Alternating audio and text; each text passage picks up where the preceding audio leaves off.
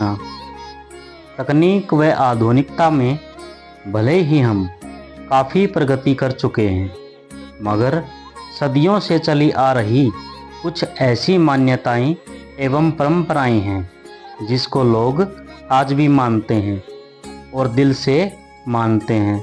ऐसी ही एक मान्यता है कि दादा खेड़ा की, जिसको ग्राम देवता का प्रतिरूप माना जाता है, जिनका मंदिर हरियाणा के लगभग हर गांव क्षेत्र में अवश्य बनाया जाता है।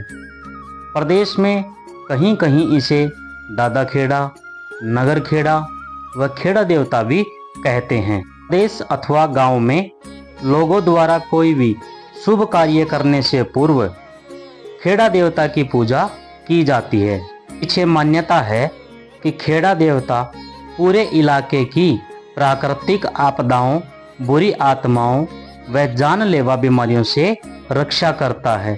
शादी समारोह, कुआं पूजन सहित अन्य कार्य दादा खेड़ा की पूजा अर्चना के बाद शुरू किए जाते हैं, जिससे दादा खेड़ा विशेष आशीर्वाद भी देते हैं।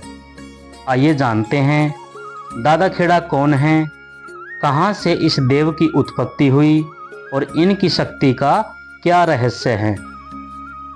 एक कथा के अनुसार कश्यप ऋषि की 2 पत्नियां थीं। एक का नाम था अदिति और दूसरी का नाम था दीति। दीति से इंद्र आदि देवता उत्पन्न हुए, वहीं अदिति से जितने भी राक्षस आदि जीव उत्पन्न हुए। ब्रह्मा जी ने देवताओं को स्वर्ग लोक का भार सौंप दिया, वहीं राक्षसों को पाताल लोक का राज्य दे दिया गया।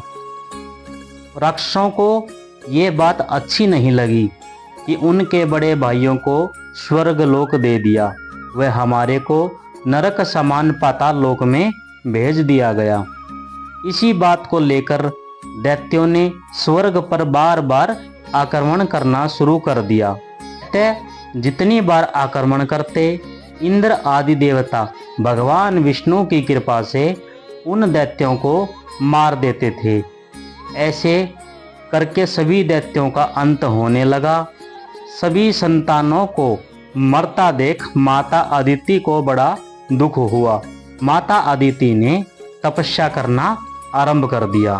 में वो सिर्फ अपने पति को भगवान मानकर उनके नाम का जाप कर रही थी।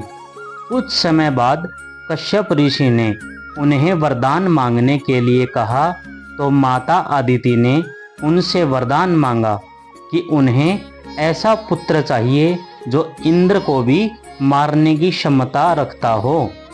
जब कश्यप ऋषि इस वरदान के बारे में पता लगा, तो उन्होंने अदिति से पूछा, तुम कैसी देवी हो जो अपनी ही बहन के बच्चों को मरवाना चाहती हो। इस बात को सुनकर अदिति बोली कि जब दीति के पुत्र इंद्र आदि ने मेरे सभी बच्चों को मार दिया था, तो ये बात आपको पता होनी चाहिए। हट के कारण अदिति को कश्यप ऋषि ने कहा कि तुम 11 दिन की पिहू नाम का व्रत रख करो, जिसके करने से भगवान शंकर का अंश तुम्हारे गर्भ में आ जाएगा। इस बात पर माता अदिति बहुत प्रसन्न हुई। माता अदिति ने 11 दिनों तक पयो नामक व्रत किया। कुछ दिन पश्चात भगवान शंकर का अंश माता अदिति के गर्भ में आ गया। जब इंद्र को इस बात का पता लगा कि माता अदिति गर्भ से हैं, तो इंद्र को स्वर्ग पर खतरा मंडराता दिखाई दिया। सुबह के समय माता अदिति जब सूर्य देव को जल दे रही थी, तब इंद्र सूक्ष्म रूप बनाकर अदिति के गर्भ में प्रवेश कर गए। में जाकर बीज रूपी शंकर भगवान के अंश पर वज्र से प्रहार किया। वज्र के प्रभाव से अंश के 7 टुकड़े हो गए।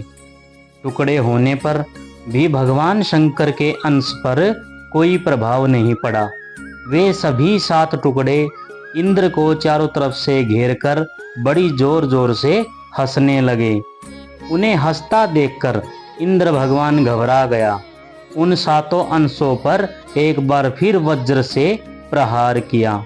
उनके इस प्रहार से उन 7 टुकड़ों के भी 7-7 टुकड़े और बन गए, यानी कि 49 टुकड़े हो गए। इन्हीं प्रहार से भी भगवान शंकर के अंशों पर कोई प्रभाव न पड़ा। वे फिर से इंद्र भगवान को घेर कर हंसने लगे। इंद्र ने देखा कि उनकी बस से बात निकल गई है, तो वे हाथ जोड़कर उनके सामने बैठ गए और क्षमा मांगने लगे। तभी वे शंकर भगवान के अंश बोल पड़े कि हे इंद्र, तुम हमें नहीं मार सकते, लेकिन हम तुम्हें जरूर मार सकते हैं, परंतु हम तुम्हें मारेंगे नहीं। माता ने वरदान में तुम्हें मारना नहीं, बल्कि तुमसे शक्तिशाली होने का वरदान मांगा था। तुम हमारे बड़े भाई हो, इसलिए हम तुम्हें अभयदान देते हैं। ऐसा सुनकर इंद्र देवता प्रसन्न हुए और बोले कि आपने हमें न मारकर मुझ पर बहुत बड़ी कृपा की है, इसलिए मैं आपको वरदान देता हूँ कि इस पृथ्वी पर जितने भी गांव और नगर होंगे भी के आप मालिक होंगे। यह वरदान देकर इंद्र स्वर्ग लोक को चले गए। शास्त्रों में इन्हीं भगवान शंकर के 49 स्वरूप अथवा दादा खेड़ा को कहा जाता है। कहीं कहीं इनको दादा खेड़ा, नगर खेड़ा, भूमिया जी महाराज, दादा भैया, भैया जी महाराज, क्षेत्रपाल देवता, ग्राम देवता व धनी महाराज बोला जाता है। तो बंधुओं, ये थी क्षेत्रपाल यानी कि दादा खेड़ा महाराज की उत्पत्ति की कथा। दी गई जानकारी अच्छी लगी हो तो दादा खेड़ा महाराज की जानकारी को आगे अपने दोस्तों तक जरूर भेजें और चैनल को सब्सक्राइब करें, ऐसी ही जानकारी आप सबको मिल सकें।